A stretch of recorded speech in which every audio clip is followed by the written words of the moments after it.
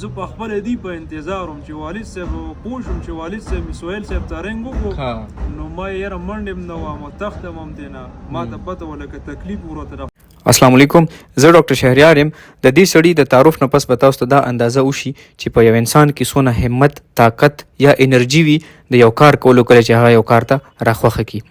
دا سړی د تیرو 100 کالو نه د آیس په نشه کې څه ته چې کرسټل میت یا د طب په ژبه کې میتمفیټامین هم وي د هغې نشه به د کوله او بیا اچانک د ډېرو وجوهاتو په بنا د بچي هم دي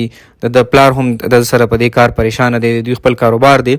خو د اچانک دا فیصله وکړله چې په دویم ځل باندې زه یو همت کوم او زه دا نشه پرېږدم. زه دې وخت کې په هیلدي مایند ریهیبلیټیشن سنټر مردان کې ناست یم. زه دلته په خپله ایز ا میډیکل افیسر وزټ کوم او د مریضانو معاینه کوم. د هغوی مطابق چې کله هغوی په یو مریض پسې ځي د هغوی ټیم منټلی یعنی ذهني طور پر دې خبرې ته تیار وي چې مریض به زموږ نه تېښته هم کوي، منډه به وهي، کو چاړه چاقو ورسره وي نو په موږ به ګزار هم کوي او ډېرې پیرې داسې شوي هم دي او کو ایون څه اسلحه ورسره وي نو موږ باندې ډز هم کولی شي. خو هغوی ویل چې موږ حیران شو چې کله موږ د پسې ورلو او موږ الټه د ده نه دا تپوس وکړو چې مریض څوک دی هلکه. نو د موږ ته وویل چې د سره خپل سامان بوره بستره په غېږه کې نیولي وو او د موږ ته ویل چې زه مریض یم که نه او زه تاسو سره ځم په خپله ته به په خپله خوشحالۍ. دا صورتحال ډېر کم وي په نشیانو کې. تاسو په خپله هم کتلی وي چې دوی کله هم علاج ته یا بندیز ته یا نشه پرېښستو ته یا نشه اکدم بندولو ته نه وي تیار. کله چې انسان په خپله دا اراده وکړي نو د دې کس چانسز د دې خبرې ډېر زیات وي چې او دا به دا نشه پرېږدي یا به دا د دې نه ځان خلاص کړي، ځکه چې دا همت کول ډېر ګران کار دی. عموما په جذبه کې خو خلک راشي خو دلته څه وخت پس بیا خفه وي. د ده نن د میاشتې نه زیات شوي دي او دا اوس هم په خپله خبره ښه کلک ولاړ دی او خوشحاله دی چې او زه به انشاءالله دا شیز پرېږدم او زه به د دې سره جنګ کوم. الله تعالی دې وکړي چې څومره هم خلک په دې بیمارو کې ککړ دي چې هغوی له الله همداسې همت ورکړي